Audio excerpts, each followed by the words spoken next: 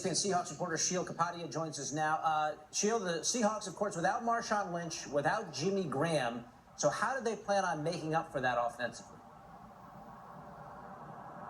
We know Russell Wilson has to stay hot. 8 touchdowns, no interceptions the past 2 weeks. But the player to watch in this game is running back Thomas Rawls. He's really come in and done a tremendous job filling in for Marshawn Lynch. He's averaging over 5.6 yards per carry. But what the coaches really like about Rawls is the way he runs the football. He punishes defenders, he breaks through tackles, and he leads the entire NFL in yards after contact. So going up against a tough Vikings defense that ranks second in the NFL in scoring defense, I would expect Thomas Rawls to carry a very heavy workload this weekend. Yeah, it does look like they found a gem there. But on the other side, the defense has not been this intimidating crew that we've seen in years past. And one guy who has seen his role change is Richard Sherman. How are the Seahawks using him this season?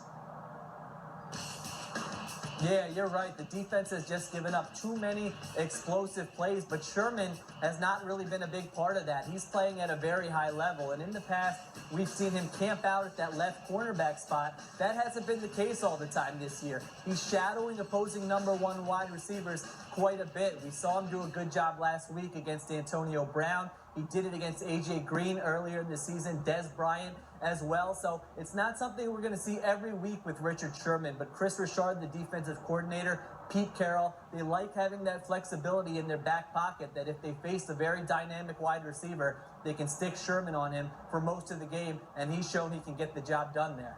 Game with a lot of implications coming up this week. The Seahawks and the Vikings. Sheil Kapadia joining us with the very latest from the Seahawks facility.